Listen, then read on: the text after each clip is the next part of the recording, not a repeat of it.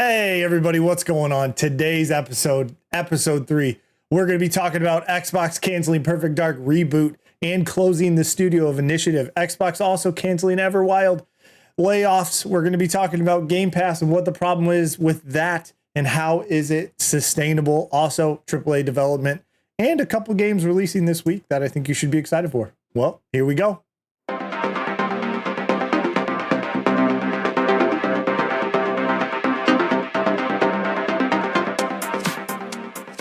All right, welcome in everybody. Good to see you again. This is episode 3. I am joined by 3 somewhat lovely gentlemen. We're going to start with Dan. Dan, how you doing? How's it going? How you been? Doing really well, but I don't know if I like that comment. Somewhat lovely. We're a genuine pleasure to be around. The level does fluctuate, but that's okay. Okay, John, and also, me and Andy are pleasant to be around, John. There you go. Perfectly fine. Andy, how are you? How's it going? Doing well. How are you? I'm doing well. How do you feel about this whole thing going? You feeling all right with this podcast and everything, the way it's going? Yeah. Good. Hell yeah. Absolutely. That's all. Oh my God. That's all I needed to know. John, last but not least, of course. How you doing? How are things? Hey, we're good. It's been a couple of weeks since we got to chat about this. So I just want everybody to be happy. We are here. I know everybody missed us, so I do want everybody to declare your independence from high prices this 4th of July at LP's Motors. Incredible savings available on every car, truck, and SUV. Deals including up to $5,000 off select models and amazing 0% APR financing options. Don't miss this red, white, and blue event with special pricing for 3 days only. LB's Motors. Oh my fuck. Oh my God. Yeah, we can. That's what edits are for, right? He's frozen. Yep. Oh my God. He didn't pay for that. You know what? The check didn't clear yet for any of that airtime or commercial or sponsorship. So we'll see if it makes it in there. But it sounds like you're doing great, John. Sponsored by Goombay Smash today. There you go. Today's episodes, it's going to be mainly focused on Xbox. I can't say in an entirely positive manner, which is, I think generally we've all been, I mean, one way or another, if we, you know how it goes. Anybody who has your friend group, what console they have is normally where you kind of just keep it with, right? We all played games together. We played games together for a long time. We all happened to be on Xbox. It was just a choice that was made, you know what I mean? And stuck with it. So that being said, there's no like allegiance, no weird allegiance to that platform or that $1 trillion company, because I mean, they got plenty of money. We don't give a shit. It's a plastic box that plays games, right? That's all we give a shit about. But are you guys well versed in the Xbox news that has come out recently? We'll talk about different topics of it, but you guys, I'm sure, are well aware of what's been going on in the space. Yes. Yeah. Dan, are you pretty much up to rough period? Yeah. I think I am. I mean, yeah. I mean, it's a general. It's pretty general, but first one I want to start with is one that I was actually really, really looking forward to. Is going to be the Xbox cancels Perfect Dark Reboot by the Initiative.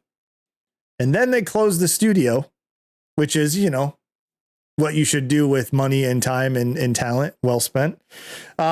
So this report, I'm going to bring up an article here. This is from Windows Central. I don't know if you guys have ever followed them or anything like that, but Microsoft is closing down Xbox Studio, the Initiative, with Perfect Dark killed as well, joining Everwild and ZeniMax's new IP and other unannounced projects.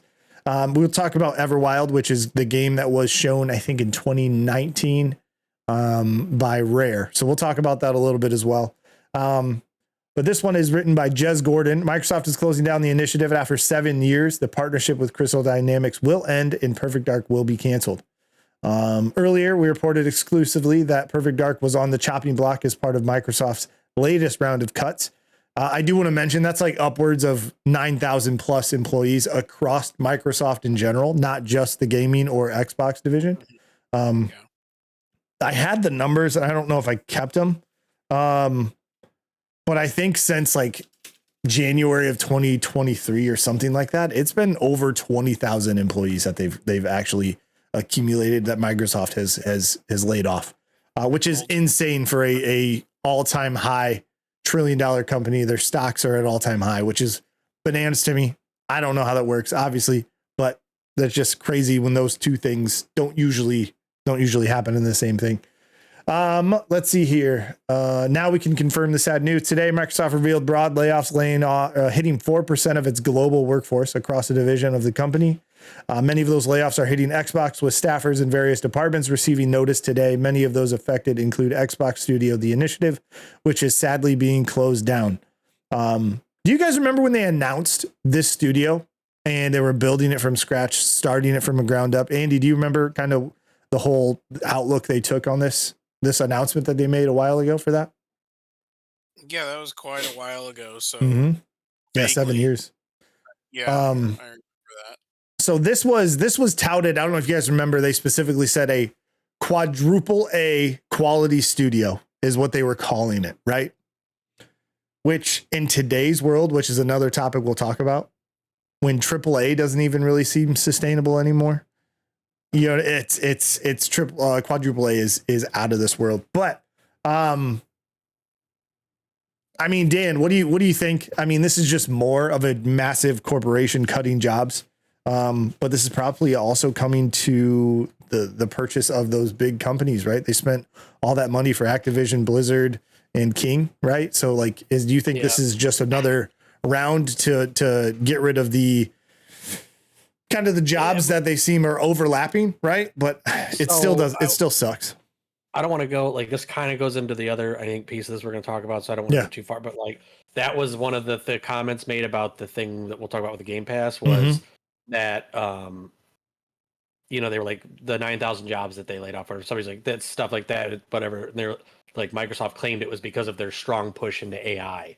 That's what they're saying. A lot of this is for, but people aren't like the developer stuff. They're not buying it. I think you're always going to have some when you merge things, right? Like you're going to have layover, you're going to have some stuff. And this isn't the first time outside of video games. Microsoft does this like every, like what, year and a half, you'll see that they lay off some percentage of a random division of people. And I mean, they think about it though, they do work in an industry where a lot of their stuff, they're essentially developing tools and things that replace them as a worker, right? Right. I'm creating software that's probably going to replace the job of 5 people that work down the hall in the future. Like, I mean, in theory, right? Like, so it's not as shocking, but I also think that like, okay, they're not like an EA, right? EA's game is buy it and close it and shutter it immediately, which I don't understand. Like, this is it's so funny that it's not that level of things, but and they don't have near the amount of employees, right? Yeah, EA is very general, but like I see what you mean. I'd probably replace EA with Embracer is probably what I would do, because EA's kind of been in the, I don't want to say good graces in recent history, but they haven't been nearly as shitty as Embracer and some of these other companies. But anyways, I see what you mean. If history was to repeat itself, EA fits perfectly into that mold of a giant company that would do something like that. And they have done it in the past. John, what do you got? This doesn't, I mean, it sucks. I'm not trying to belittle the situation by any means, but like, this doesn't mean anything for us collectively, because we are consumers, right? We all, I think, have Game Pass. We all kind of reap those benefits of Game Pass being a fantastic deal on our end. I can't speak on the developer's end. I can't even speak on Microsoft's end and their perspective. But John, how do you feel about this may be a generalization of the current industry, video games. This seems to be the latest trend all across the board. But like, do you think this eventually hits like we have to stop at some point, or is it just the marble's gonna keep rolling? I think it will get worse before it gets better. Okay. So the marble will continue to roll for a little while. I do think that there will be a point. There has to be a point eventually where collectively enough has happened, where it's like an enough is enough moment. And I think that I think it's starting to show some of that, the consumer, it's, if you want my dollar, you have to produce something to earn that dollar. And it just, I think we're a little later, I think I'm getting ahead of myself. A little later, we're going to get into that one where, it's, in this economy right now, you know, my dollar is very important to me, and I can't just be throwing them out like I would love to do. Right. And so, you know, specifically for this, you know, Perfect Dark getting canceled, you know, that's, you know, a lot of people hold that game high, you know, one of those early rare, you know, N64 games, you know, a lot of gem of the 64 for some people. And so it's a kick in the nuts that it got canceled. And then, you know, and then the studio goes down right after it. And you're like, as a consumer who'd like, you know, you wonder like, man, what goes on behind closed doors for those decisions and for all that to happen. And it's just a big kick in the nuts. Yeah, for sure. Andy, you had some kind of information that we talked about on the cruise that we were on about like this specific demo or gameplay that they showed of Perfect Dark. I don't know if you didn't necessarily. I think you read an article about it. But what? Yeah, go let people know what you kind of your insight on that. Yeah, so in one of the shows where they showed off Perfect Dark last year, they had a sizzle reel where it supposedly showed some gameplay, and it was like a drawn out scenario, right? Where it's like, here's some gameplay, and it had a start and it had an end, right? Yeah. So it came out after all of this happened that supposedly that wasn't, you know, actual gameplay at all. Somebody who worked on it, you know, came clean, basically was like I mean, it was real, but it wasn't totally real. The gist of it kind of was that some of the parts of that reel they specifically built to be workable gameplay. So essentially, it was real, even though it was built specifically for that. Um, so you know that just kind of shows that how the game really wasn't that far along. Right. Which really blows because I was really looking forward to Perfect Dark. You know, we haven't had one of those since Yep. 360 launch. And that's essentially what this studio has been working on their whole existence is this Perfect Dark game.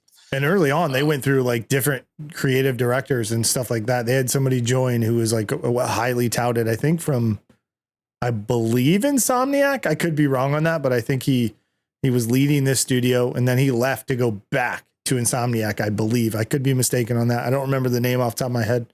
But yeah, they just had a lot of turmoil, right? With that entire studio and that entire thing, which sucks because again, I think you and I were pretty much in that camp of being excited about Perfect Dark and it just being back. It looked great. The trailer was awesome. It looked fantastic. What we thought was gameplay looked fun. But yeah, it just sucks. I mean, the initiative is what it is. It's gone now, but this reminds me of not necessarily first party because the studio didn't close because of this. But remember Scalebound? That's what this reminds me of, right? That I think it was a partnership or agreement with Platinum Games, I believe, where they were making Scalebound and then they canceled it when it was like 3/4 of the way finished, which is a crazy amount of money just thrown down the drain. So this does lead, we've already touched on a little bit by each of you, but does this this brings it to the Game Pass model, if you will. Recently an ex founder or game developer, the ex Arcane founder calls Game Pass an unsustainable model that's wrecking the industry. This is by Lawrence Boink. I'm sorry, it's not Boink, it's Bonk. By Engadget.com. I was looking at the same thing when you said that. This follows last week's major layoffs at Microsoft. So this comes off of the news of layoffs and things like that, which led a lot of people to, engage in this conversation on X or Twitter. I still call it Twitter. Calling it an unstable model that is damaging the industry. He also said that Microsoft's ability to throw infinite money at the platform will eventually wane because reality has to hit. This is, by the way, the founder's name is Raphael Colantonio, sorry, and some harsh words for Game Pass on X. He also continued saying that Microsoft will kill everyone else or give up. That's basically what he thinks is going to happen. It's either going to kill everything else in game development and that model, or they're going to end up giving up and going back to the old ways of way that it was. What do you got, Dan? What I would say, because it might be the next line. The biggest thing about what he said that bothers me is he basically says gamers like it because it's too good to be true. He's basically saying because it's a great value, we like it. Well, no crap. Like it's like when you say that, you're almost saying like what? Like we don't deserve a good deal. Like that part bothered me a little bit. Like I knew he wasn't going there, but the way he phrased that, I'm like, well, yeah, duh. Anybody is gonna like a good deal, and you're making it seem like because we enjoy a good deal that like you mean like we wouldn't like, right? Let's say it's a little bit more money. We're gonna be like, yeah, you're ruining the industry. I still don't think that's the case. Like, sorry that it's a little bit of an insult to yeah. It kind of just made it feel like it just came off as like like we just like it because it's dirt cheap. Well, no crap. Anybody would. If you could, if somebody's like, hey, do you want to make a AAA game with an unlimited budget and unlimited creative control, whatever, like it sounds too good to be true, but you'd probably love that. Like right. And that's where my big problem with it is also is the deal is fantastic. Again, coming back to the consumer's perspective, it's a great deal. It is the best deal in gaming. Do I know the numbers? Do they share how many subscribers they have per month? They don't share that information, right? So is it killing the industry? I don't believe so, but I do think there is a space for it, right? I think there's a space for Game Pass to exist. I don't think it should be the model through and through for Xbox, but again, that's way above my pay grade, if you will. He goes on to say, yes, the offer gamers only like the service because the offer is too good to be true. He also wrote that these same players will turn on the platform when they realize the effects on the games, alluding that the Netflix style approach allows for underwhelming titles. I kind of have to disagree with that direct. Yep. That response. Yep. If there's been a number of games, even if it's third party, if it's first party, so what? Like I've also enjoyed many games on Game Pass. I never ever feel I'm somebody who plays on PC, right? I more so now than I have. Granted, I have Game Pass Ultimate, which allows you to have PC Game Pass also for the console, right? It just is what it is. But I played a number of good games, third party. I mean, Expedition 33 was a Game Pass game day one, right? It was a third party agreement, and that's being touted as game of the year. And I know not every game is going to be that. There is filler, I will tell you, and this goes for every storefront ever. Less on Steam that I've noticed, but more so on Xbox, more on PlayStation, even Nintendo. All their filler, like shovelware junk that's on the games or on those storefronts is abysmal, and I cannot stand that. But bringing it back to this, do you guys feel like this has to have, do you think Game Pass sticks around?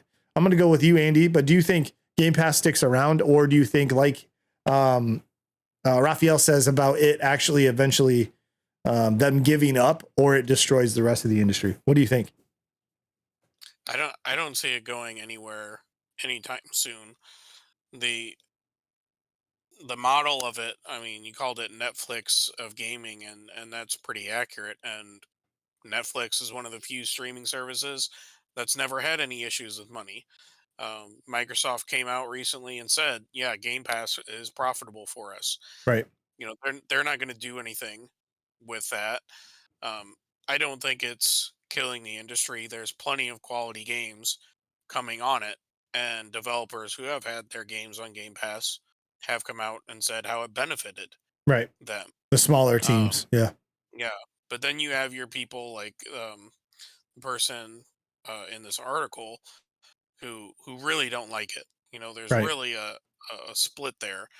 Um, I don't see Game Pass going anywhere. I don't see it as a negative on the industry. But I do see what he's saying about Microsoft. Microsoft is coming into that space where they're so large. They're buying up these studios like Embracer. Mm-hmm. Embracer is almost like this private equity, almost buying up these companies. Right. And oh, you had a bad game, you're closed. Right. Um, and that I think is bad for the industry, Yes. and could lead to, they're going to buy everybody up, or they're going to realize that, oh, we're just not releasing games and this is losing us money. I could see that happening, but if anything, I see them sticking with Game Pass for the long haul. Yeah, I don't see it going anywhere. John, what do you got? What do you feel? Do you think it sticks around long haul, or do you think it will dissipate, kind of disappear, and they'll give up on it? As long as it's making money, it's going to stick around. Like Andy said, as long as it's profitable, it's always going to have that chance. It's always going to be in the room there. I will say the Netflix style approach, like Andy alluded to, how many Netflix shows were there that had one season and didn't perform up the way they wanted it, so Netflix was like, you're out, and that's not that's the changing of the landscape. You don't have 2 or 3 seasons to establish yourself anymore, and a lot of these these game studios, like that's their crack, and if it doesn't hit, that's Xbox's prerogative too. We got you on this service, and you didn't live up to what we thought you'd be, so you're out. I will say on top of that, just another sort of comparison, 10 years ago, when the WWE Network launched, pre WWE Network, you're paying $59.99 for a pay-per-view monthly. So we're talking $60 a month for these events. WWE Network comes out, we all know the price, $9.99. All of a sudden, now on a month-to-month basis, heck yeah, I'm getting all this for $9.99 a month. But the quality, if you really started paying attention, if you really started following stories, following the shows, digging into it, the quality took a big. Now we're getting $9.99 quality. Mm-hmm. I see what you mean.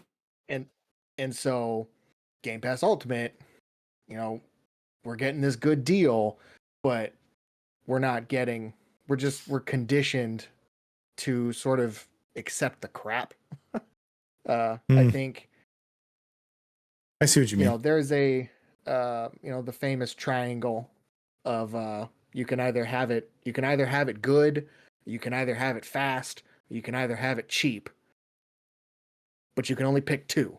Right. So what do you want? One of those are going to be left out. If you want it good and cheap, it's going to take a while. If you want it fast and good, it ain't going to be cheap. So on and so forth. All those little things just kind of, they're popping up now. They're popping up more often now. Yeah, I think that's a good way of putting it, especially with the comparison to the Netflix, and even looping in the WWE Network, which is no longer a thing, I don't think. Right? Yeah, they did get rid of that. Because they sold to Peacock, but then internationally, the WWE Network was still live. But I don't believe that's the case anymore. I do believe internationally it is gone as well now. Got you. Okay. So, I mean, Game Pass for us is fantastic. I think it is going to stick around. The only thing that concerns me is that Microsoft can, if this is or if it isn't, I know they say it is profitable. They can say whatever they want, right? But they can also throw endless amounts of money at stuff, right? They just can. It's Microsoft. They have the funds to do so. But it does also mention here. Go ahead. I'd like to know if Raphael Colantonio, I'd like to know if he was a PlayStation fan growing up, and maybe this is just sour grapes. Maybe he just has a point to prove here. I would hope not. I would hope not, because he did make games for multiple platforms. So I would hope not, but I'm sure. I wonder if there is a bias. He's got Xbox in the crosshairs. Yeah, and I mean, there's plenty of people that jump on the shitting fest that is right now, and deservedly so, right? You get rid of 9,000 people, you deserve it.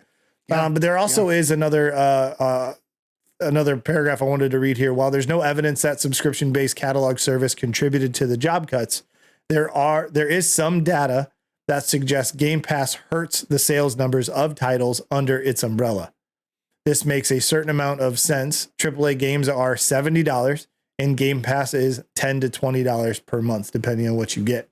So they're saying, oh, I'm just going to get Game Pass for a month, play this one game that I really want to play. And then I have saved $60 to $50 for me to play that game. I will tell you, as somebody who I don't necessarily buy the games. One thing I don't do is buy games from Game Pass. Like if I have Game Pass and it's in there, I'm going to play it. I'm going to play it because it's in Game Pass. And then I have probably no desire to buy it again. Like buy it after that. I've probably gotten my money's worth. I've probably completed or beat the game or whatever you want to say. And then I move on. Right. But I think that's the point. They give these companies and these development studios money up front to be like, hey, you should put your game in Game Pass. Here's a lump sum. So you don't have to worry about the marketing behind it. You don't have to worry about how many copies you're going to sell. Again, this is very beneficial, in my opinion, to smaller teams, indie developers, those kind of teams that are Absolutely. kind of taking a big risk by making a game for 3, 4, 5 years and not having to worry about all that other stuff. Putting a game in Game Pass is marketing by itself. You almost don't have to do anything else, right? Which is good for those teams. And there's, I mean, the game I just mentioned, Expedition 33, probably didn't. I mean, it had a fantastic voice acting crew, right? It had a lot of marketing behind that. But like, you know, Ben Starr was in it. They had what's Daredevil's name? I can't think of it. Charlie Cox was in there. So like that's huge, right? But I think Game Pass will probably stick around for quite some time. I got you my here's have not only these indie teams or smaller teams where they can get that lump sum up front, but even with bigger games, it can almost give them a second life. Right. I agree. They can come back. I'm going to give you more money than all the money you've made on sales. And then, I'm sure they get more sales even with it being on Game Pass. Mm-hmm. So there's that benefit too to larger team. Yeah. I was going to say something like what Andy touched on. It seems like later on in the article, he kind of starts to hone in on it. Like the things like the day one releases or whatever, like that seems to be like his big like point to that thing, which credit. Okay, fair. Right. Like, yeah, that most of all might impact bottom line dollars, right? Day one in Game Pass. Right. But like, he mentions about when they bought ZeniMax, whatever, like for Doom, whatever. When they first bought them, every game in Game Pass had been out for years. Like nobody was, you know what I mean? It's like it's not like it just would have like devastated ZeniMax. Like those were games that they were probably seeing little to no sales of to begin with. Right. They're just there for the back catalog. Like, and like, okay, they bought Activision, right? Call of Duty. Call of Duty is going to be out in every other platform that doesn't have it under Game Pass. So they're still going to make money there. Like, the thing is, you're looking at a time where people are starting to say games are going to start costing $80 to $90 for a game. You've got things like the Stop Killing Games movement going on, where people are going after companies for shutting stuff down because basically we don't retain anything we buy now. Like, and he's saying that we're going to catch on to this like sham or whatever. No, gamers did catch on to the sham, because how many times did we pay for games prior to Game Pass that came out and they were absolute pieces of shit, like buggy?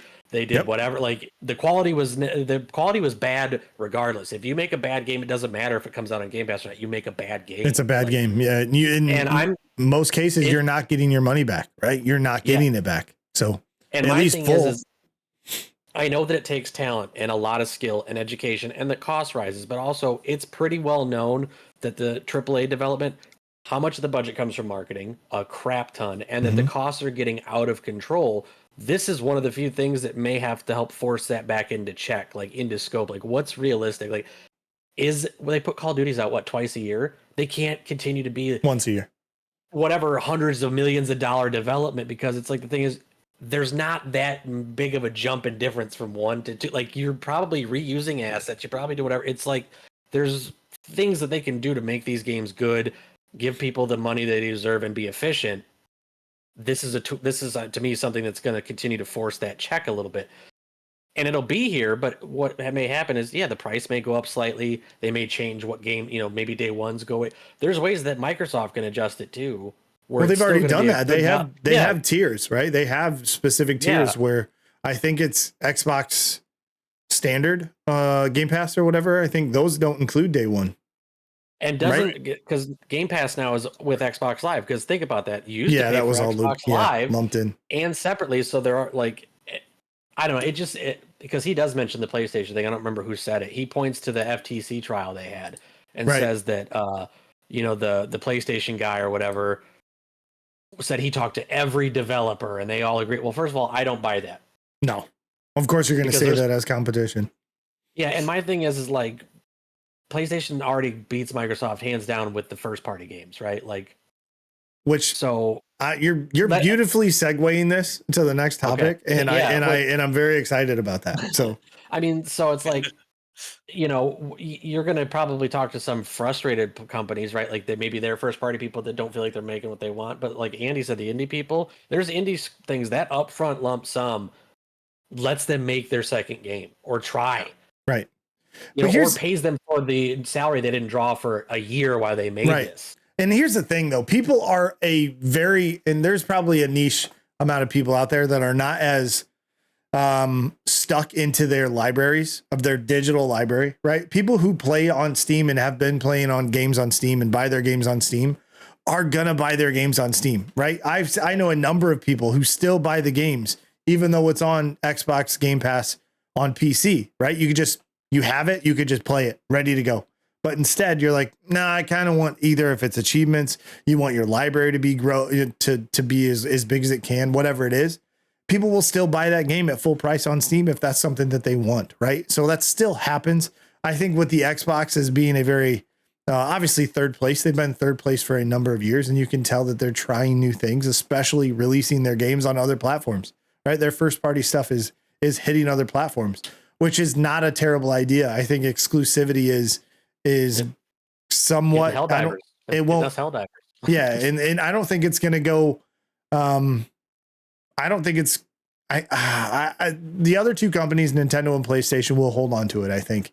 But Microsoft has been playing a different game for a while now, right? Ever since this Xbox, probably ever since the Xbox Series or the Xbox One X, right? They've been playing a different game since that.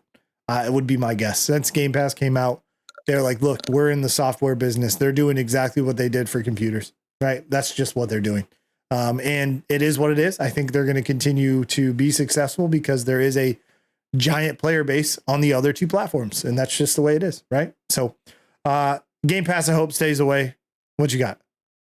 Real quick. Okay. So from my ill knowledgeable standpoint, if I listen to a Taylor Swift song on Spotify, she gets paid for it. Yes. If I play now actually, regardless if it's Taylor's version or not, whether it's her version or not, because she spent a shit ton of money to get her original stuff. But anyways, proceed. If I boot up a game through Game Pass, is there any benefit there, or has the studio already received their benefit? I believe that's the case, right? There maybe there's incentives, but nobody knows what those contracts are. Okay, just earlier touching on giving these older games second lives and things like that. Like that was sort of the stem from my question there. Like, oh, are they getting some kind of financial? I think in all of the cases they get some amount of money up front to have their game on there. Yep. And anything Xbox, Microsoft pays these studios to have their game. 100%. Yeah. And I hope that's the case. I hope there's incentives for a download number you hit, or maybe tiers of incentives. That'd be great. But it just also brings out the question of the types of games that are good for Game Pass and bringing new life to some of these live service games that may have not been a free to play version. One that comes to mind is a game that I played right when it launched, and it was Outriders. I don't know if you guys remember that game. It was by, I think it was People Can Fly. I think that was the development studio behind that. Okay. A third person cover shooter with some abilities. absolutely loved it. This was when I was still streaming, and I absolutely loved that game. I would have never probably played that game if it wasn't for that, right? So you're just looking at $60 that I may have not given it a chance, and I ended up loving it. And that happens more than I'd like to admit. So I think there's Grand Theft Auto 5, like don't they that comes and goes from Game Pass, doesn't it? Yeah, like exactly. Huge, the biggest of them all. Yeah. Every now and again it shows up on Game Pass, and I'm sure it reels new people in every time. Right. I mean, the sports games, right? You know what I mean? They always hit Game Pass at a specific time of the year. They have their yearly release. I think it's usually what, like 2 to 3 months before the new one is going to be coming out. They'll throw it and they'll make a deal and throw it in Game Pass. And guess what? Those people who didn't buy it will play it. And guess what they might do? Spend coins and spend money on Ultimate Team or whatever it might be, right? So there's a chance that company has made all their ass load of money, then they can get another boost before the new one comes out, which is crazy. And that's just also can be used as marketing. So there's many different caveats and different things that you can use Game Pass for. Big companies all the way down to the smaller companies that can get a benefit from it. Hey, I don't have the marketing budget at all. Okay, let's make a deal. And if they accept it, we're going to throw it in Game Pass, get our lump sum to hopefully fund our next game. Right. That reduces all the stress of having to worry about that number ticking up. Oh, we sold X amount. It keeps selling. But you get your lump sum, and then you can still continue to have people who buy it on other platforms. Right. So I don't think it's the cause of layoffs. I think this guy probably is very, I don't think the take is correct. Right. But again, I'll never know. He will never know. We will all never know because Microsoft doesn't really release the numbers and things on that service that I would like to know. I'd like a peek behind the curtain. I really would. Yeah. I think, if I could just make a statement, one, an impactful statement that was made to me years ago from pastor of a church I went to. The statement was, you will always find what you're looking for. If you are, and just surface level thought, if you're looking for something good, you will find something good. If you are looking for something bad, you will find something bad. So no, that's 100. Yeah, that's 100% right. If you're looking for value, if you're looking for something good on Game Pass, if you're looking for reasons why it's a good thing, you're going to find it. And if you're looking for reasons why it's a bad thing, you're going to find it. Yeah, that kind of leads perfectly into the issue I had with the content space when you had a lot of people saying, "Oh, there's no good games out right now." And it's like, no, that's not how this works. There's plenty of fantastic video games that have been released over the years. You have not played them because you have a incentive to play the new hot thing that is going to garner you numbers and hours watched and those kind of things. Like that's a different thing when you're talking to somebody who, Andy, I think you're also well-versed in a lot of different stuff that we've played over the years. There's plenty of games, very, very, very, very good games that people have not played that they should play. Right. And so that's the most annoying thing that I hear is people are like, oh, there's not very many good games out. There's always good games out. Always. You just have to widen your interests. Right. You just got to jump. You just have to look for the good things. Right. Exactly. Play an old game you missed, right? It's not going to be the modern standards, but there's probably a good reason it still holds up. Which leads us into the final topic, which is AAA game development. Doesn't seem sustainable, right? We talked about PlayStation. Dan mentioned PlayStation, and how games are costing, they're upwards of 70. Some are reaching 80. Shout out to Super Mario. Or Mario Kart World or whatever the fuck that is. Them hitting that $80 mark. And I know that there's some other games coming out that are $80. I believe, I don't remember if Borderlands was hitting the $80 mark or not. Borderlands 4, that is. But there is a lot of money being spent on these large games, right? Which brings me to PlayStation, which is a little bit off the Xbox topic, which is okay. But this article is from Colossum Gamer, Layoffs.com, which is a very new site that I have not heard of. This one is written by Jake Bishop. It was published on the 2nd of July. It says PlayStation's first party output has dropped almost 70% since the PS3 era, which is crazy if you think about it. Right, which is wild. Let's see here. It does say note. It said this analysis includes only original first-party games developed and published by Sony-owned studios at the time of release. Remakes, remasters, and re-releases were excluded to maintain consistency across generations, which probably makes sense, right? It says over the course of the 3 console generations, Sony has established a mark for some of the most refined and critically acclaimed first-party titles in gaming, with their flagship franchises including Uncharted, God of War, Spider-Man, Last of Us. PlayStation branded themselves with a record-breaking exclusives. However, now that we are reaching the midpoint of the PS5's life cycle, one striking change emerges, not in quality, but in quantity. We will analyze the data surrounding Sony's first-party titles for the PS3, PS4, and PS5 generations. Actually, I'm going to bring this one up. Hopefully this still works. I have a lot of thoughts about. Look at that. About this. So cameras are so good. Yes. Just, I always get scared every time I switch my scenes because I know something. We're going to see your private stuff. Yeah.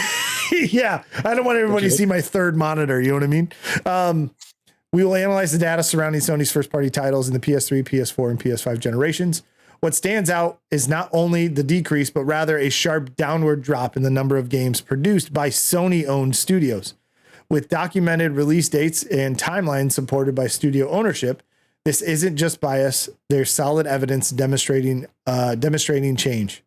The narrative Unearthed describes how Sony's strategy has shifted over time and why it is happening. So as you can see here, it takes the date range kind of the PS3 area. 91 Sony first party game releases by PlayStation, right? That's crazy. That's a lot. That's a lot. That it goes from the 2006 to 2013 years. Then you jump to the PS4. It goes from 2013 to 2020, and there's only 34 of those. And then the PS5 from 2020 to mid 2025, which is currently now, which we're at. And there's only been 18 that have been released from Sony first party games. Off the cuff, what do we think of this? Andy, I'll start with you. You had some thoughts. Yeah. So I think this really goes hand in hand with what you were talking about with the AAA games. You know, any first party game is going to be a AAA game. Usually, pretty much these days. And when it comes to those productions, it's really going the way of Hollywood almost, where you have this gigantic budget and you just take forever to make this product, and you know either it's gangbusters or bust. Mm-hmm. You know, and that's the same thing with as the technology gets better, the teams have become larger, the budgets have become larger, Which should be opposite, but anyways. Yeah, but you know the budget, they got more people, they got to pay more people, Mm-hmm. that costs more money, you know, inflation, whatever, et Mm-hmm. cetera, et cetera. And they're just taking a lot longer to develop these games. Maybe that has to do with the hardware being, and its capabilities takes longer to develop a solid game for. Maybe they just want to make sure it's the best it can be, or maybe there's problems with every single, you know, one of these productions. Who's to say? Especially us. Mm-hmm. But you know, that's just the way that everything is going. I mean, you look at anything that's not a sports game or something from EA, you know, Activision. The products are great, but then the number of them is just becoming less and less. Yep. And less. 100%. It's Jordan, and that scroll goes down. Oh, go ahead. Yeah, Scroll down in that article. Yep, a little bit. I'll tell you when. A little bit more. right there. Oh. One half paragraph up. Top of there, starting with the around. That the last part of that, spilling into nearly every genre and budget bracket. That doesn't happen anymore. Like Andy just said, it's Hollywood blockbuster budget, gangbusters or nothing. You don't see that mid tier, low tier, mid tier, mid low, mid high. You don't have that anymore. It's hundreds of millions of dollars or nothing. And it's and Marvel, right? They're the ones that perfected that with the cinematic universe and all that, with all the gangbusters movies that they did, with all that changed the game. And now, as far as in the video games, they're comfortable. They're not comfortable with those smaller budgets anymore. That just doesn't get enough, or an unproven, or a mystery. It's the mystery aspect. It's got to be something that's known and that we can just skyrocket a budget for. Right. And it's I have 2 points. One on Hollywood and then one on, well, Hollywood and the streaming services, but then also I have one on like these larger developers, Activision, Rockstar, EA, 2K even, right? Those, well, I guess, yeah. Even like, or Take-Two. I'm sorry, it was probably more appropriate. They all used to make more than GTA, Call of Duty. They used to make other games. Like they used to make a substantial amount of smaller, more refined, just focused games, right? It used to be that way. They did their Red Deads, you know what I mean? They made their Red Dead and they made their GTA, but then they also made Manhunt. They also made Max Payne. Like, you know what I mean? Like those were all things that were, well, I think Max Payne was more probably published because I think Remedy did Remedy also do 3? I don't think so. No, that was Rockstar. That was Rockstar. Okay. So like, but that's kind of what I mean is like they used to make more games. They used to just make a wider range and genre based games. But I also feel like this is going to lead into my Hollywood streaming services pitch as well. But I feel like people have kind of lost their wonder or lost their joy for subpar things. Again, back to what you said. You know what I mean? You're going to look for something good, right? That's what you should be doing. If you're going to go to a movie, look for something good. But now today it feels like it's the best of all time or it's the worst of all time. There's none of this. Yeah. Like, hey, I actually enjoyed myself. I enjoyed that I went to the theater. I'm me personally. I'm really good at this. I had a good time. I got what I wanted out of it. I wasn't expecting Oscar nominations. I was expecting a good one. That's kind of what a lot of people feel with this current Jurassic Park, right? Yeah. You know what I mean? A lot of people are like, it's okay. But you have a lot of people say, oh, it's lost its magic. Oh, Hollywood is losing its touch. And is it, or are you changing how you actually view things now? Right? Have you lost your touch of how I go to the movies to have a good time. It's a blockbuster, regardless of how much it sells and how well it does. It's an over the top dinosaur movie. I mean, let's be realistic. Don't expect anything more than just having a good suspenseful time. That's what you should go in for it. Don't think I can't. Yeah. There's plot holes and there's these things missing. I don't really like this angle that they chose to film this thing. Oh, the color hue is really messed up. I would have gone this way. It's like, that's their vision. Go into it and just accept it for what it is. I'm not telling you to like everything. I'm saying just try to not be like the best movie I've seen. It's dog shit. Don't do that. We don't need that. Nobody needs that. It doesn't help any industry ever. And the same thing goes with some of these Marvel projects that I've been watching. Not even just Marvel, but Star Wars. There's these TV shows. I absolutely loved The Acolyte. I loved it. Acolyte was good. I loved underrated. It. And I'm somebody who is pretty well versed in Star Wars, and I enjoyed it. I wasn't sitting there nitpicking. Well, there is one fan base that loves to eat themselves alive, and it's the fucking Star Wars fan base. Yep. So absolutely. Well, Acolyte, I took it for what it was. They did cool shit that has not been in live action yet.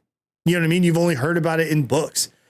I can't take that for granted. I have to think that that's awesome. I do. I think that's cool. It's the first time seeing this in a live action medium, which is great. I that's how I approached it. The same thing goes with this Ironheart show that just came out. A lot of people are hating on it because it is what it is. Oh, they took a different vision. Oh, they shit on Tony Stark and Iron Man in one of the lines. It's like, who cares? Take it for what it is. Not everyone is going to be Avengers Endgame.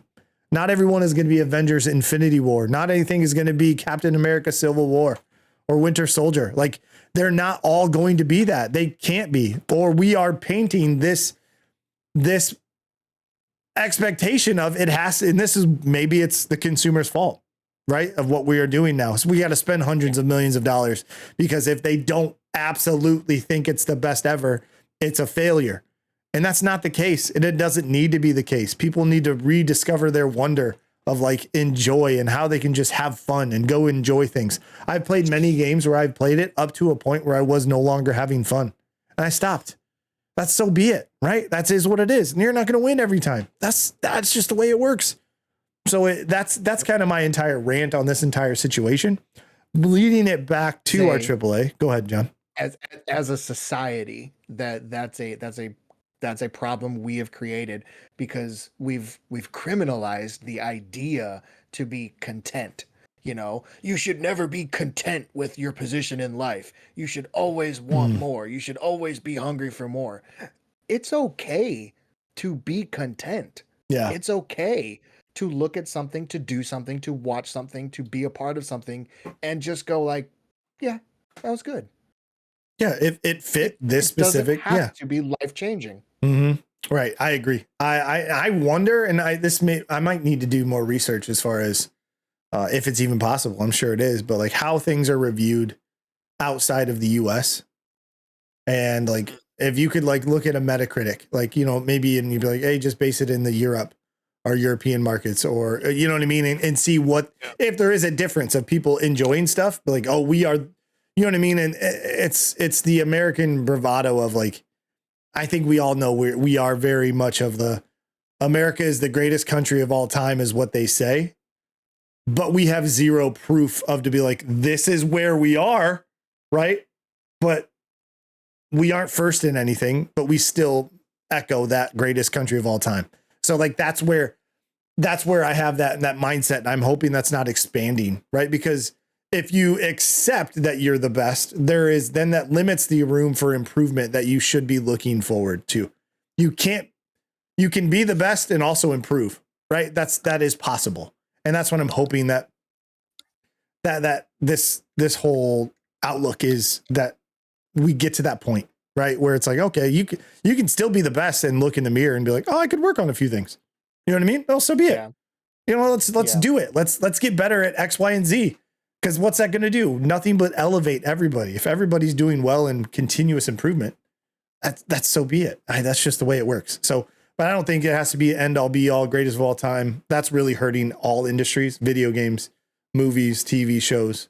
Music really doesn't have, I don't think music, it doesn't really go that way. You either like a song or you don't like a song. Yeah, that's kind of how that works. Yeah. But I'll swap over here real quick. I do want to talk about I don't think PlayStation's quality has dipped. You know what I mean? I do think they're taking longer to craft these good experiences. I wish there were more 20 hour games. As I get older, as my time lessens, I think that there should be more games that are 20 hours, 10 to 20 hours. But 10 to 20 hours can be fucking fantastic. I don't need a 40-hour game. Those other games can fit that range, but I just wish there were more. Call of Duty campaign, you complete the campaign and you go, yeah, that was good. And you're like, man, I could really use some more. Not the target market anymore, right? Because I am not.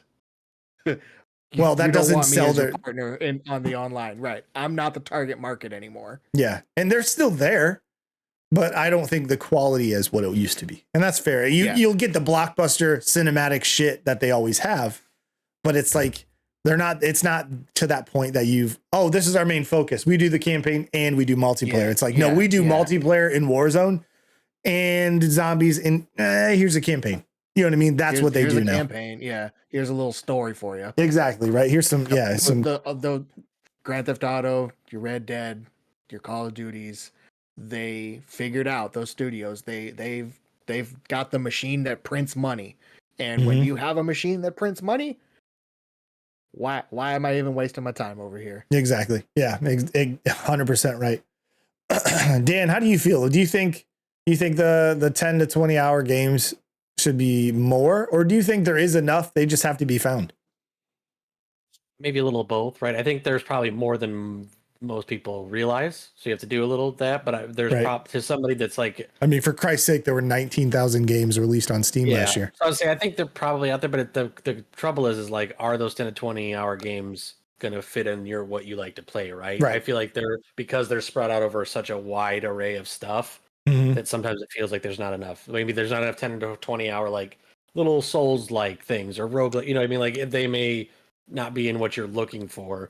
So I think you could answer either way, right? Maybe more, but more in a specific thing. And to touch on your PlayStation thing, when you talked about the quality, I think you're right on that. The quality is not decreased. The quantity is decreased. But again, that's something we were talking about unsustainability. They weren't going to be able to continue to pump out games at the quality they were, at the speed they were forever, right? Like something has to give eventually. But here's my thing though, is if they got 91 games out in the PS3 era, which is insane. That's a lot of first party games, but like, I know games are hard to make and they take longer to make, but also I feel like, why aren't we becoming more efficient with technology as it grows? Oh, it could be that, but it could also be a lack of titles they feel like, that's worth taking a shot on, like pitches. Maybe they're not getting pitches that they like. Right. Maybe you would hope that part of it comes from maybe they're stopping so much crunch time on their employees, right? They're actually trying to do it with reasonable work hours. You hear about a lot of crunch. It could be any number of things, but the problem is even with them slowing down, they still keep this gap on Microsoft, which is frustrating. Right. And I know this is going way back, but I had one thing I'd been holding on to because we were talking about how Game Pass, does that ruin gaming? PlayStation should have no room to talk because you know who ruined gaming for a while? Them with their stupid console exclusive stuff. Oh, if you get Call of Duty, you can play Zombies 2 years before everybody else. Or you can only play Spider-Man on PlayStation. Microsoft stopped that game and PlayStation still kept doing it for years and it was stupid. I know I can refer. I think I know what you're talking about, like the Call of Duty exclusive stuff with like the DLC and stuff. More, that's insane. Yeah, that's wild, especially if it's like skins and you get to play the beta first. Whatever, don't care. It's whole characters and whole map. But if it's like here's a game mode that you can't play if you don't have a PlayStation for a full year. Oh, when that year comes up, guess what? The new Call of Duty's out. I get it. I 100% feel you on that. But Microsoft was doing that. I'm just saying they stopped and PlayStation kept going. They didn't stop. It's because they lost the rights to the Call of Duty. So like Call of Duty made a marketing switch to PlayStation with DLC. Oh, it's going to hit PlayStation first. Microsoft had that in the Xbox 360 era, right? It's fake news to me. News to me. I don't believe it. They're No, I know what you mean. I felt like PlayStation was just kind of pushing it harder because Microsoft, they were doing it when Microsoft kind of was like, we're done with the Game Pass is our thing. And PlayStation was still being like, well, you can only play Spider-Man on this game on here. And it's like, you're yelling at somebody who's left the argument. Like they don't want to. Right. But they will continue to play that game. Like I said, now they're playing two different games. So I feel you on that one. I know that was sorry, reaching back. That's good conversations around that whole thing. That's been fantastic. I do have a new. I don't even want to watch it. John, do you want to watch our new game that we have maybe for your simulator series? It's not the one we discussed earlier. I did. Oh, I was like, it's not that one. It's not that one. Okay. It's a different one. Did you happen to see? I did watch a little bit of it, and it's pretty much your standard simulator. You mop, you clean, you wash. It doesn't look real. Like it doesn't look like a real video game. You can pull it up. We can watch like 30 seconds of it. I mean, yeah, I'll just play it in the this background. little Yeah. Cartoony art style. And, you know, if I'm playing a simulator game, I kind of want realism to it. I know I might be asking a lot. Yeah, there's not going to be any sound, so don't worry about that. But this is kind of what we're talking about. This, if you aren't well versed in the Leprechaun Bomb universe, first off, what's wrong with you? Go check out his channel. It'll be in the description as always. But absolutely, this man, I'm up to 39 or 40. What's that run? Sorry, what was that running? We're almost to 50. Yeah, you're well on your way to 50 subscribers, which is a huge milestone. He plays a ton of these simulator games, and we always joke we find different ones that are absolutely absurd. This is one of them. The part that got me, and maybe it already happened. The run is hilarious. Oh yeah, that painting is awful. I think it it's looks like you're up. painting and you're contracting, though, John. I hate to break it to you. Is it coming up with the stairs? Did it already pass? I think it already did. Damn it! There's a part in this. Yeah, a little towards. Did I miss it? Was that a stuffed cat? That's a crazy run, by the way. Yeah, that run is insane. Is it? It's got to be at the beginning. Where is it? It's right here. It's right here. They framed. This part is hilarious. Like that shit. that shit is absolutely fantastic. Maybe if this game hits Game Pass, John, maybe you'll play it, right? What I might give that a try then. Yeah. What is the name of this? Give them a try to see. Right there. You see it at the top. It says janitor simulator, absurd Slav duct tape hero simulation game. Which what is the title of that video? What janitor is putting a framed rug? Was that a framed rug on the wall? Yeah, art. You know, you got to fix. There was a hole in the wall. And the janitor smokes and drinks next to the stairs at the end of the day. My question, like, I'm curious if am I a business owner? You're a Slavic janitor. You're a Slavic janitor. Janitorial services my business. So am I going into these places and cleaning them up, or am I the janitor of a school or a hospital? It kind of looks like, or something. Oh, an apartment complex. What is this? Is that a full couch in a trash chute? This game looks. That is definitely in some Eastern European. But it doesn't city. look real. Like, you know what I mean? No, it doesn't look like a real game. It looks like, no offense to the people. Yeah, no offense to the developers, but it almost looks like an AI generated simulator. Right? Yeah. So other than that tripping action, that was pretty. Yeah, that was pretty great. That was some great animation work. Broom in your legs while you're walking down the stairs, you are going to eat it. So if maybe he will, maybe he won't jump into the Slav duct tape hero simulation game or whatever it's called. Yeah. But if you get a chance, head over there, check out all those simulator games. John is, and also Sundays, right? Sundays, am I not mistaken? Is that still going on? Your backyard baseball? Yes, Sunday Leprechaun Bombs Sunday night backyard baseball series that we've got going. Love that. My little monsters are undefeated as of now. That's right. Going strong. Hell yeah, I love that. All right. So we always kind of do this. I have two things to end on. We have some quick hits, just quick news that doesn't require a whole ton of, we'll just get reactions, kind of how we do it. You need a sound effect or something like so we know that it's a yeah, some kind of like alert or news. Yeah, quick hits. Yeah. So the first couple I wanted to mention, we have a couple of EA stories here. EA teases college basketball for 2027 or 2028, which is right off the heels of the success of college football coming back 2025 of last year. And then again, actually, which will be a game that's releasing this week, coming out this year for 26. Thoughts on a college basketball game? More importantly, by EA, who hasn't made a good basketball game in I don't know how long. So, Andy, what do you got first? I'm ready. I don't care who makes it. Yeah. My body is ready. Yes. He has had plenty of time to figure out how to make a basketball game. I hope you're right, man. So, I really do. Yeah, so I'm ready. I'm tired of playing NCAA 10 every time. I want to get my fix. Do you think this? I don't. They call it. I wonder. It's probably not going to be with the NCAA. Probably just like college football is just college football. It's not NCAA college football.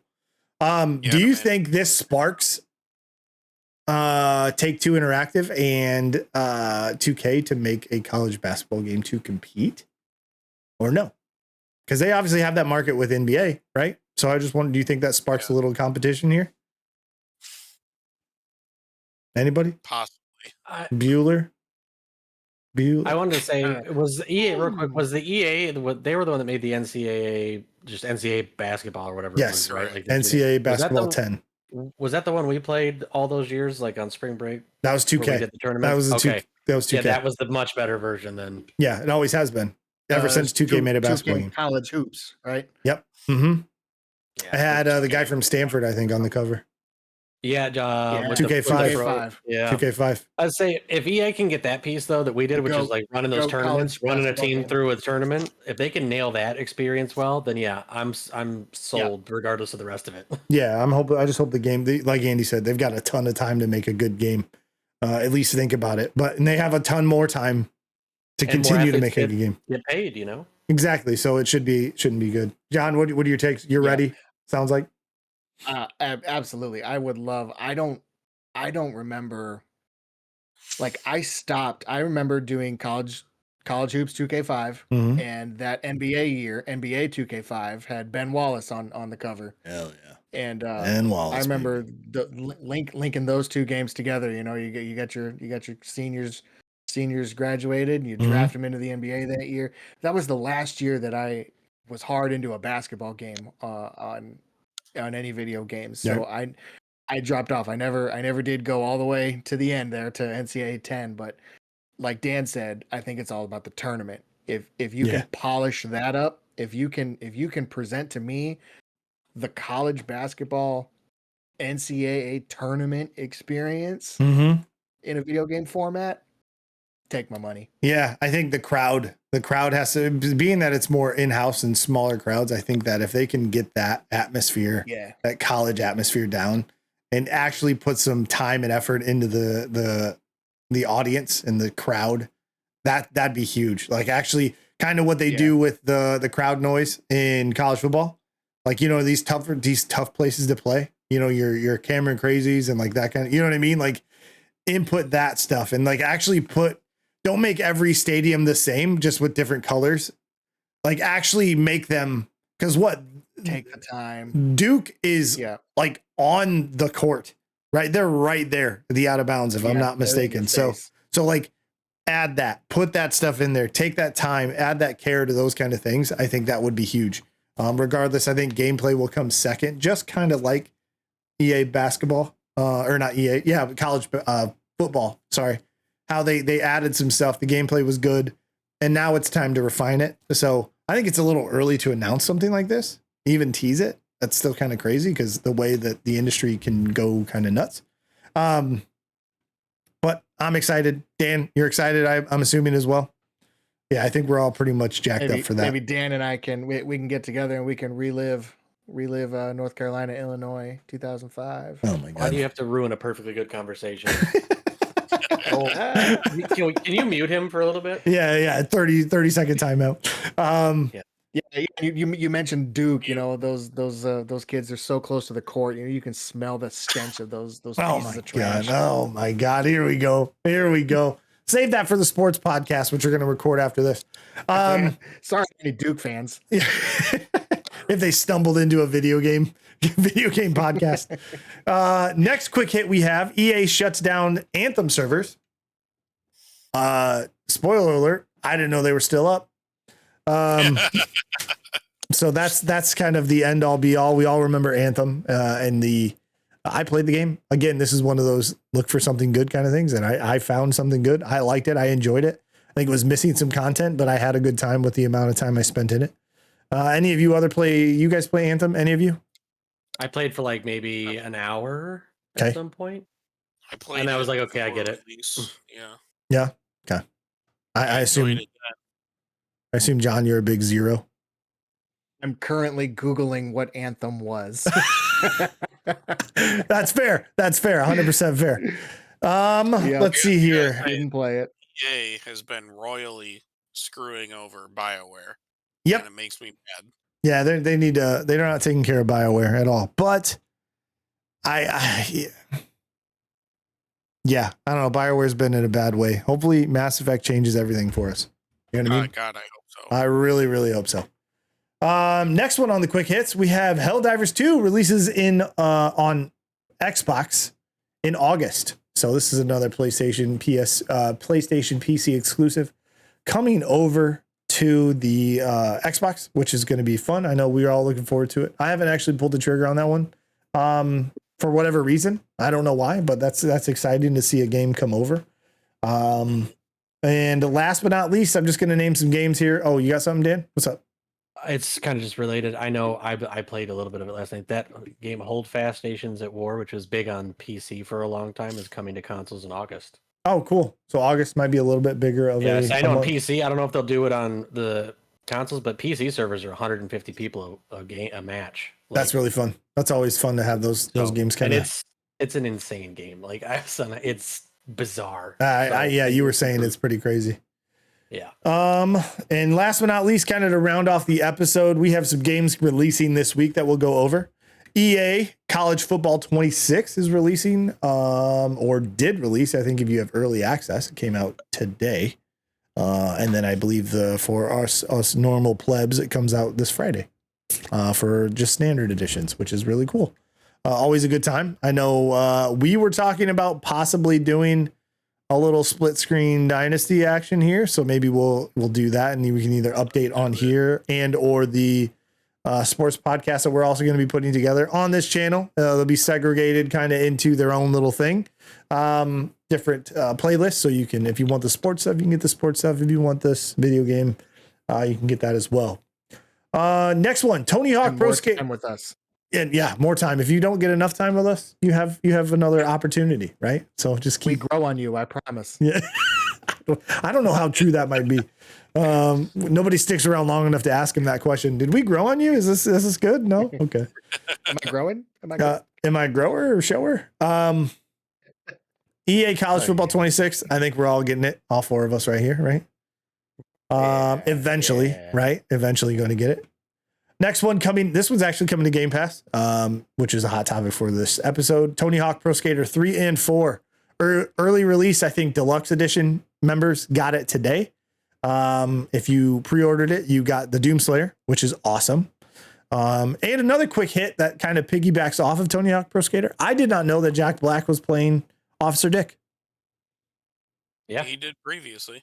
I had no idea. I don't know why I didn't know that or didn't lock it in my memory, but I was excited when I found that. So that's really cool. Speaking of, man, is there anybody who is more in tune with just the video game industry right now?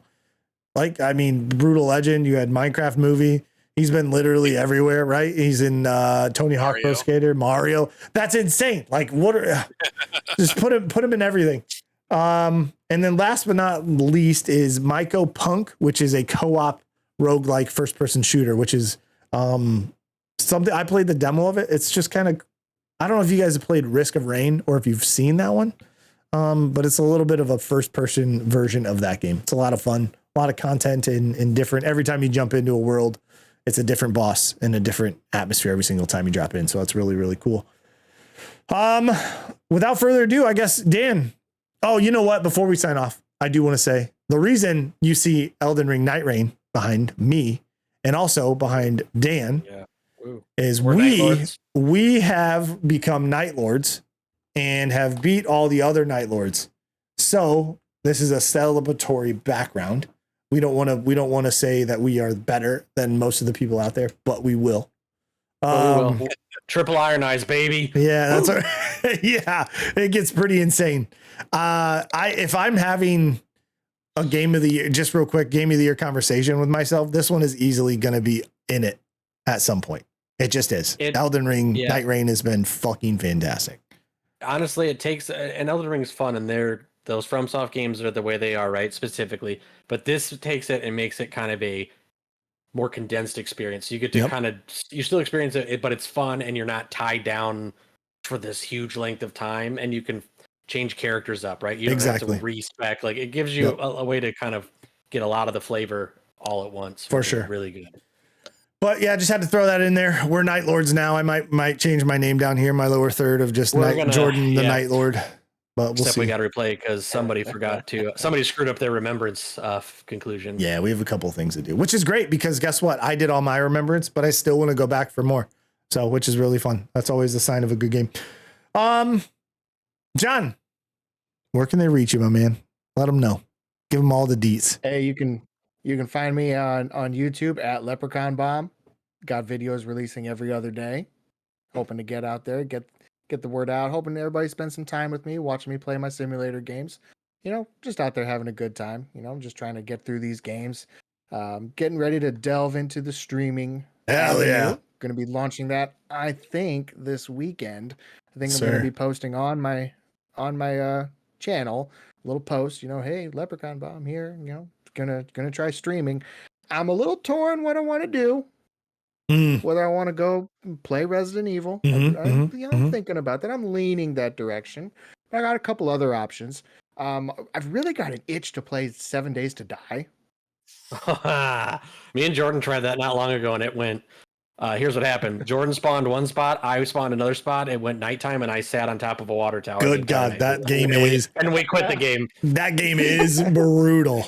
But I would love to. I would love to watch that. I would love to watch that. That would be a lot of fun. It is fun. Yeah. So look out for messages there. Like I said, I think I'm about 39, 40 subscribers there. I'm trying to fleece some friends earlier to subscribe to get me over that 40 hump. He still hasn't earned mine yet. No way. Wow, betrayal. Good deal. I'm telling you. Tony Hawk, just real quick, that I think that's a perfect example of the general consensus of this whole podcast. We're not expecting awards. This is not Oscars for movies, whatever the equivalent is in the video game market. We're not expecting that, but this is a game that we'll be able to go like. Yeah, it's just like yes, it happy to exist. We wanted this. Yep.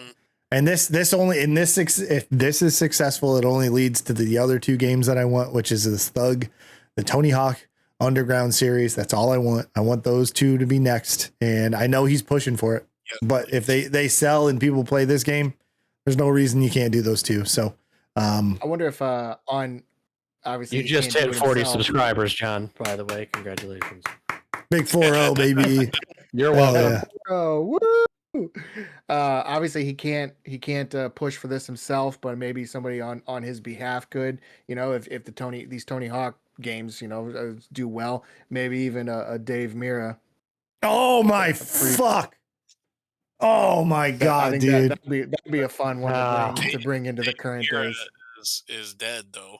What about BM Triple X? Which is why I said he can't do it, so somebody would have to do it on his behalf. Wow, he's really slacking out there, not promoting this and bringing it out here. Come on, Dave Mira. Jesus Christ. Where's Dave Mira at? Hey, R.I.P. That would be a boring game. You just lay in the dirt. Oh, Jesus Christ. I'm going to put all your links and stuff for your Twitch. I assume that's where you're going to be doing your streaming, correct? All right. Yes. Rumble. Right. He's doing it on Rumble. Yeah. with the doc, who is a piece of shit. But anyways, but yeah, so I'll put all all the links for John's content in the description of this video. Go drop a follow, enjoy all that content that he has to offer. Andy, I appreciate you being here. You don't really have anything to promote, but I love you being here anyways. So I love it. And Dan, you really don't have anything to promote either. You don't know that? Well, let's hear it. What do you got? John, tell them what those financing rates are during the 4th of July special again, real quick. 3 days only, red, white, and blue sale. We're wrapping it up here. 0% APR for 6 months. We got the Phantom Thunder behind me there. Yeah, that's what I got to promote. Go take advantage of those great interest rates. I love it. Fantastic. First 10 customers on the lot gets a free Goombay Smash. Goombay Smash. This one. Oh, so you're going to sell your cars to drunk people? That seems like a liability issue, but... Good deal. All right, gentlemen. I appreciate you. Thank you so much. Thank you so much for episode 3. We'll be back next week. We are not going on a cruise this week, so we should be back for our weekly approach. I know. Yeah, we're all back with our families and our kids. Yes, we are. Yes. All of us. If we made it this far, I appreciate you all for watching. Thanks so much. We'll see you next week. Probably around the Wednesday time frame. So we'll see you guys. Thanks so much for watching. Bye. Bye.